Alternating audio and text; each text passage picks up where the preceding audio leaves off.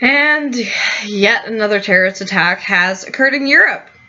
This is becoming an old hat now. It's like you almost expect it. It's like, when is the next terrorist attack gonna happen? I mean, seriously. People are just taking cars and running them into people in the streets. How do you outlaw cars? You don't outlaw cars. It's stupid. So, you have to look at the people who are doing this. And the people who are doing this happen to be Islamic. And why do they all happen to be Islamic? And not just some of them, but the vast majority of them? Or really, I don't think I've heard of a terrorist attack done by, other people. Islam seems to be most in favor of it. I don't know. I don't get it. I don't know why these people have to come to our countries and attack our people. Like, can't you stay in your own fucking countries? Attack your own people? Like, why do you have to come here? I understand. They want to expand Islam. They want to take over our countries and whatnot. And that's why they're doing it. I mean, you look at the social media surrounding these events. And Joseph Watson did a really good video on this. And I'll leave a link in the description below. But he showed how the Muslim world is responding to this attack. And essentially, the Muslims are all really happy that this attack happened. Even the just normal Muslims who use, like Twitter and other things. And he showed all these pictures of social media accounts and images from them being, live footage and stuff. And, essentially, they're all just really happy that this fucking terrorist attack happened in Britain. Like, that's disgusting. Why are these people allowed in our country? No, obviously, Islam is a nasty ideology. And there's some Muslims out there who are good people. Like, I knew good Muslims growing up. I had a really positive experience with my best friend's family when I was younger. She was half Afghani and a quarter Korean and a quarter whatever white or whatever. Her dad looked all white though, so I don't know how he was half Korean. Because usually when you have like Asian genes usually just outpower everything else. I think the Asians are actually the superior race.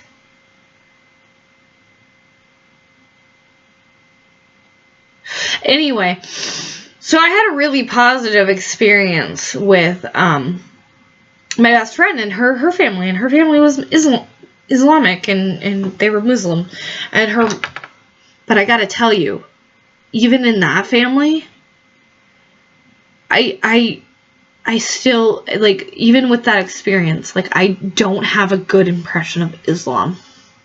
And the reason is like, her mom was awesome. Her mom was this really funny, outgoing, outrageously wonderful, like, crazy psycho bitch, American woman, essentially. And, she'd been born in Afghanistan. She was a nurse. She, at certain points in her life was a breadwinner. She was super aggressive. She's just, oh, that woman is awesome. I miss that woman. I don't miss my ex-best friend, but I miss that woman. Because she's such a character, I just love being around her. Anyway, so I have really good impressions of, like, her and her family, and, like, I met her uncle, and he was fucking awesome. He used to call me Sea Dog. Because probably because he knew it was fucking ridiculous and it was lame and he could get away with it because he was the cool uncle or whatever. And I used to see, like, his wife at the store selling, I don't know, giving away free samples or whatever at the Albertsons or whatever. Maybe it was Top Foods. I can't remember. But I have a really good impression of these people. And even then, I don't have a good impression of Islam. And the reason is, it's because, like, she would talk about her grandmother. And her grandmother apparently, like, wanted to stab her dad. Because he wasn't Muslim.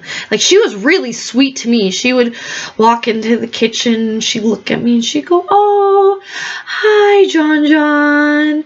You want me to make you something?" You know, until her English got really, really bad as she got older and she got dementia and stuff. But when she was, like, there and present before she got dementia, she'd come in, she called me, and John, by the way, in Afghani means dear. So she would come into the kitchen and say, "Oh, hi, dear," essentially.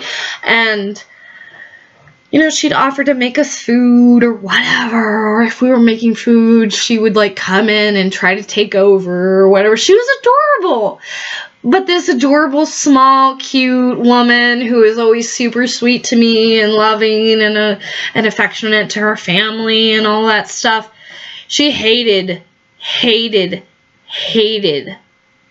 my friend's father and wanted to stab him to death. So, not exactly the best indication. And you know what? With all these fucking terrorist attacks, I don't have any respect for Muslims or Islam at all. It's just one of those things. We need to start ostracizing these people, you know? Like, "Oh, you're Muslim, I don't want anything to do with you."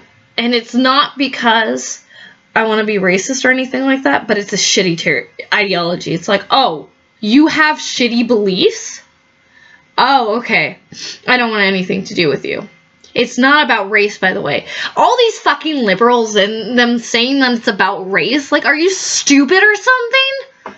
You guys are, like, fucking morons. You're idiotic. You're dumb. Like, it's not about race. Like, obviously it's not about race. Like, anybody you talk to about Islam will tell you it's not about race. Because any is, you know, Muslim, or no. Sorry, I'm a little tipsy. Any Middle Eastern person who comes over here who isn't Muslim, perfectly welcome. I'm happy to have you here. Unless you want to kill us. Like, if you don't want to kill us, you're welcome here, essentially. And there's probably a lot of Muslims who fall under that. And I'm perfectly happy to let Muslims who don't want to kill the West and don't want to destroy Western civilization actually kind of like the West and like the fact that we have facts and that we have rights and, you know, judicial review and all these wonderful things that are brought to us by Western civilization. The fact is, those people are cool, but you look at the Quran and you look at, like, Sharia law, it doesn't match up with Western civilization at all. It doesn't match up with our values. It doesn't match up. And you want to let these people into our country? No! No. They need to appropriate to our country. They need to appropriate our culture. If they want to come here, they need to adjust. They need to be like us. And this is not racist, because Muslim isn't a race, you idiots! And it's perfectly reasonable to have Islamophobia, by the way. But Islamophobia isn't hate. It's fear. It's legitimate, real fear. Fear that we should have of this dangerous, violent ideology that's already killed. I don't know. Think. There's been the terrorist attack in Nice. There was the recent terrorist attack in London. There's been other terrorist attacks all over Europe. There's been riots in Sweden. It's horrible. I won't go to Europe right now. There's no way in hell you'd get me to go to Europe right now because of all the shit that's going on over there. I'm just lucky that it's not happening as frequently in the United States right now. And it's the ideology. It is the ideology mixed with the ideology of the left. And you want to know why? And Stefan Molyneux brought this up, and I'll leave a link to his video in the description as well. And they're both, it's funny because they're both like labeled the same. Paul Joseph Watson's and Stefan Molyneux's are both labeled the truth about the Britain terrorist attack, or whatever it is, London or whatever they labeled it. It's essentially the same title, which I find really funny. And it's just like, why do we keep letting these people in our country? I don't like them. I mean, they're okay if they're moderate and they don't want to kill me. But if they want to kill me, why are you letting these people into our country? Come on. And it's even worse than that, because even if you let the moderates in who don't want to kill us, who like Western civilization, who are like, oh yeah, I believe in Allah, but I don't really buy into everything in the Quran. Like, I'm cool with those people. Those people are awesome. If they come to our country and they're like, yeah, I just escaped an oppressive country who wanted to push Sharia law, and I'm not in favor of Sharia law, I like common law better, I'm cool with those people, you know? But it's their kids that's the problem, because their kids a lot of times get radicalized, and then you get these fucking terrorist attacks, and it's like, there's no safe Muslim that you can let into our country, and especially with the left spewing their hate and racism. It's like, and the left is so bizarre, because they're racist against brown people. And I'm saying brown people as like a conglomeration of every other race besides white, by the way. But they're so in favor of brown people, so to speak, and they're so racist against white people, and they're so racist against brown people. I mean, they're racist against fucking everybody. White people, they're racist against because we're oppressive, and we're controlling the world, or so to speak. It's like, God damn, it doesn't really feel like we have any power right now. You've stripped all of it from us, I feel like. And I've never associated with my the white part of my identity, so to speak. It's never been a part of my identity until now, because of you motherfuckers who are on the left, who force me to think about race. And anyway, Stefan Molyneux brought up this great point, and he was talking about how if you continuously tell minorities in your country that they're oppressed, that there's something inherently wrong about the native population towards them, that of course it's going to lead towards anger and hate and rage. And that's what's part of what's causing this, along with their fucking awful ideology. Without the ideology of Islam, you wouldn't have these fucking terrorist attacks. Because the ideology itself is toxic. And it's dangerous. And it's violent. I mean, Muhammad was a fucking warlord.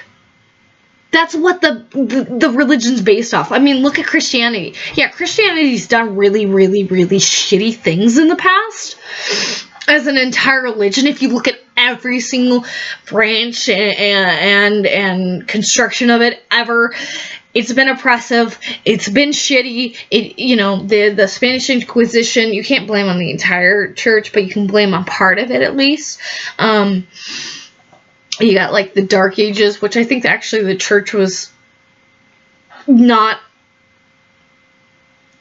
at fault for that. But there's other things that the church has done that's really, really fucking shitty. But if you look at the foundations of the faith itself, the foundations of the faith are really, really peaceful in general. Like, Jesus, he comes in and he's like, hey, I'm going to heal the sick and the poor and the people who deserve it, right?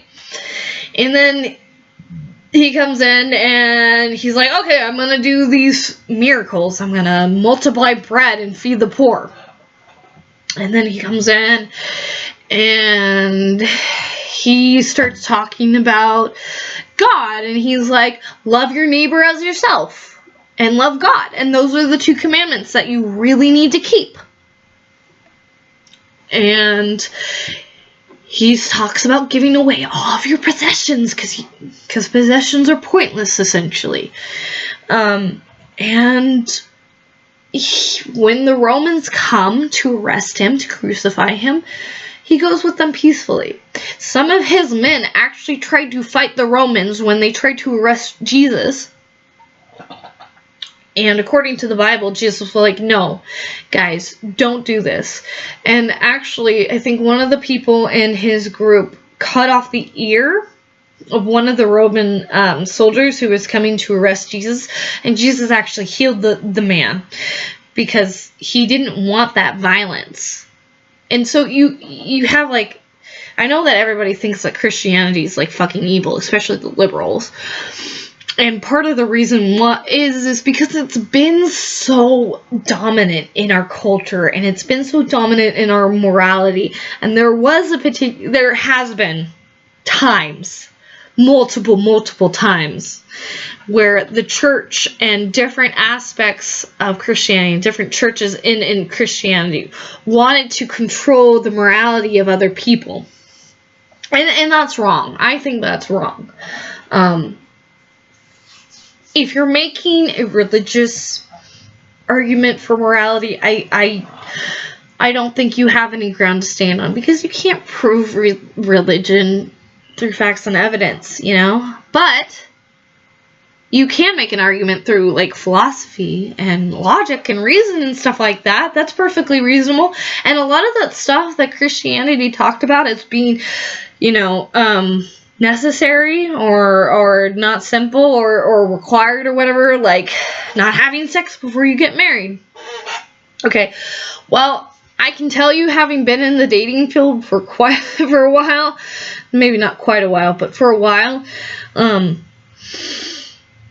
there's a reason why you want to wait till you get married to have sex.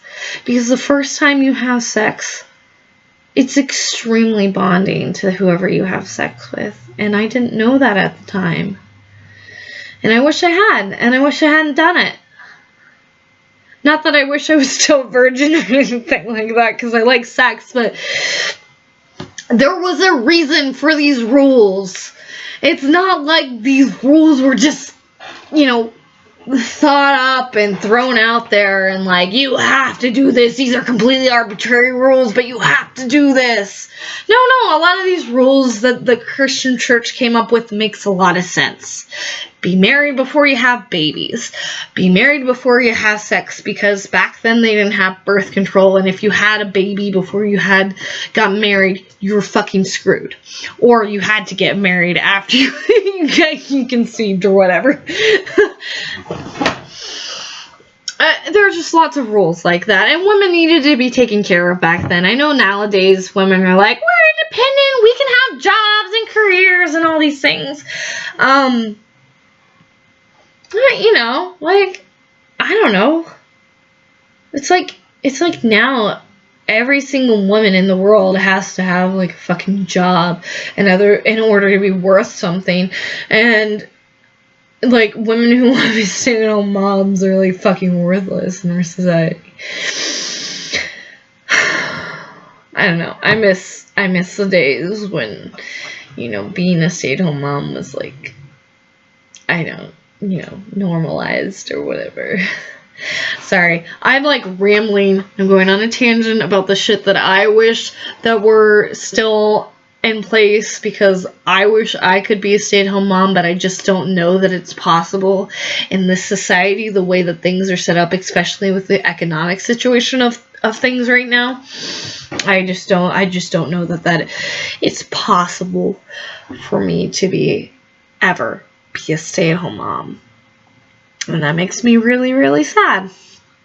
Anyway, but look, my whole point is that Christianity came from peaceful origins. And despite the fact that they were, you know, in a lot of cases, I'm going to say, oppressive to the people who followed that religion, and to the European continent in general was fairly controlled by the Catholic Church, and a lot of the dogma was forced upon those people and whatnot. That's really shitty, and a lot of people died.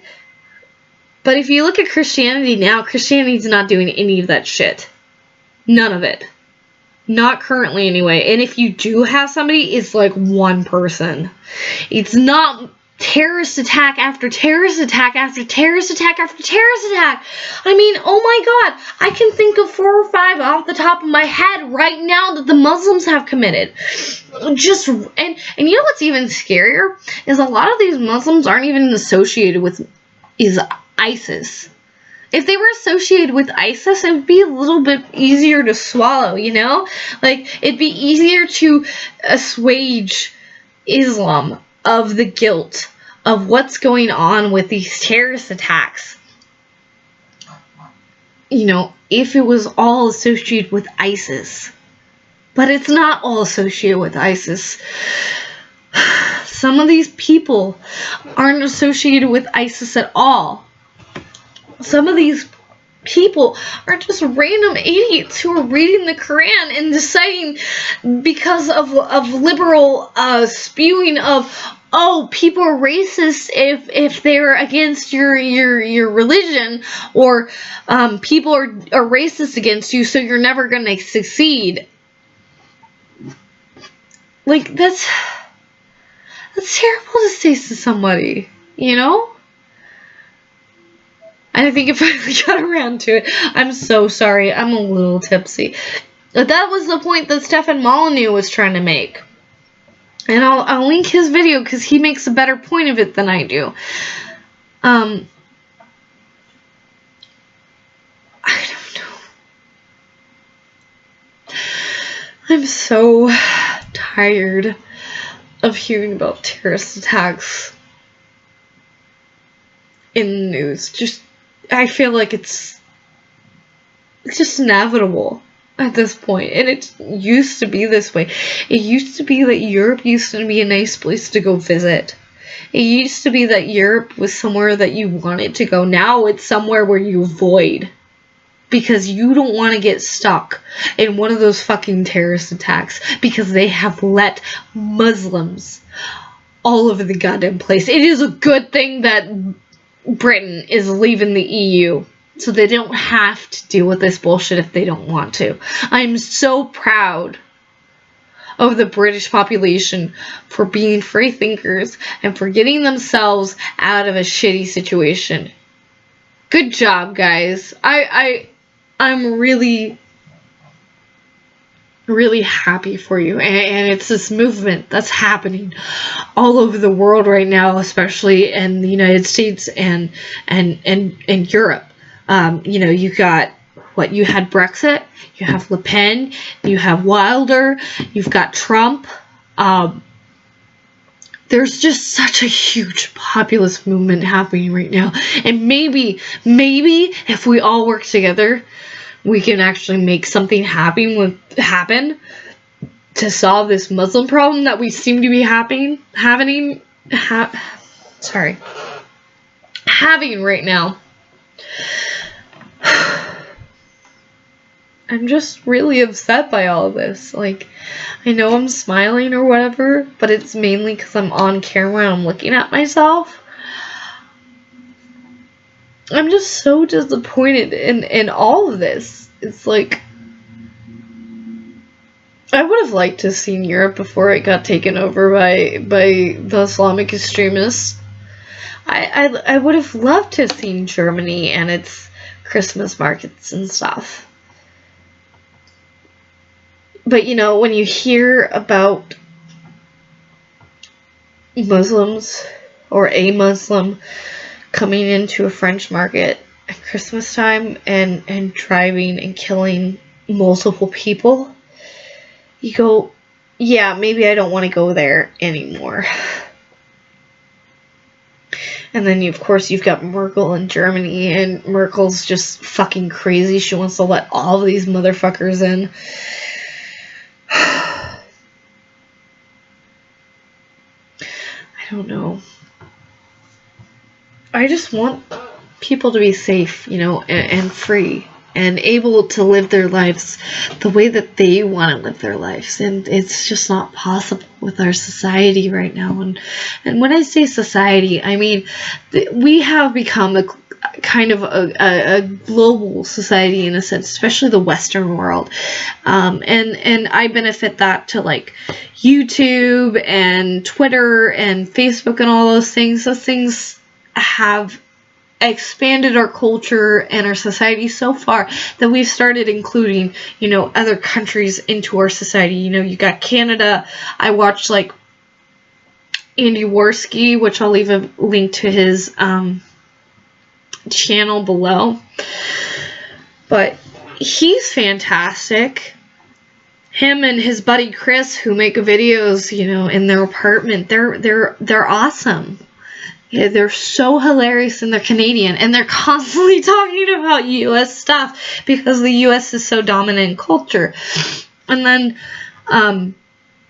you know, you have other YouTubers out in Europe, especially in Britain, seems to be a place. At least I listen to a lot of British, not a lot, but some British YouTubers like Sargon of Akkad and Paul Joseph Watson, and I can't think of anybody else off the top of my head, so maybe there's no one else.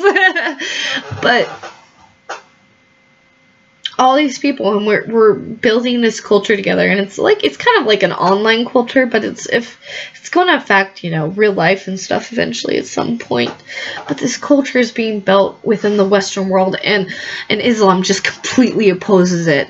It's like there's this portion online of people who want freedom, who want liberty, who want rights, who want common law, who want, you know, a minimal government and all these things, right? And there's a certain group of people, and there's a lot of these people out there, and they're all making videos, and they all consider themselves different portions of a political spectrum, but they all agree on essentially the same thing. It's that the government has overreached itself in multiple countries, and that we need more freedom. And we're all fighting for that right now. And it's this combined culture that's come together between, you know, Europe and the United States and Canada, and maybe some people down in Mexico, and maybe some random people in other countries, but mostly, you know, the United States and Europe, where we have, you know, advanced technologies and stuff like that. And it's all becoming one culture. This is the real globalization, you know? The real globalization happens naturally, and it happens because of the internet. Globalization through government is horrible and horrific, and it's never going to get you anywhere. And luckily, all these populist movements have popped up to tell the government globalists that they're fucking nuts, and that they need to go jump off a cliff, essentially, and never govern again. And we're so angry right now because of all the shit that you guys have let into our countries. These Muslims who keep attacking Europe and starting riots and all this shit. And then in the United States, you have the fucking leftists who start riots and destroy businesses. They're not as bad as the Muslims because they haven't actually killed people, but they're beating the shit out of people with like sticks and stuff. Like, that should count for something. And these fucking leftists just keep letting it happen. And they don't even think to themselves when a terrorist attack like this happens. They don't even think to themselves, I wonder, maybe there's a problem with Islam. No, this never crosses their mind.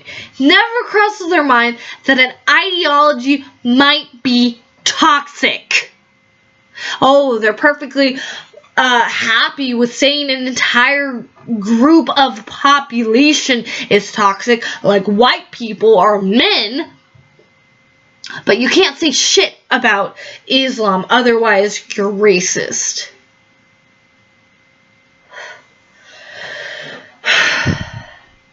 And they sit there and they defend Islam even in the face of this terrorist attack. It's disgusting. People have died and you still defend the ideology. And you know what? I can't defend Christianity for what it's done. I can't defend Judaism for what it's done. I can't defend any religion for any death that it has caused in the past. I can't defend it. But I can tell you right now, Christianity is not the current problem. Judaism is not the current problem. Hinduism is not the current problem. Buddhism is not the current problem. The current problem is Islam. And that needs to be fixed. I hope the governments are listening to us. Because we're angry. A lot of us are angry. And we're going to tell you. And we're going to tell you repeatedly until you fix this shit.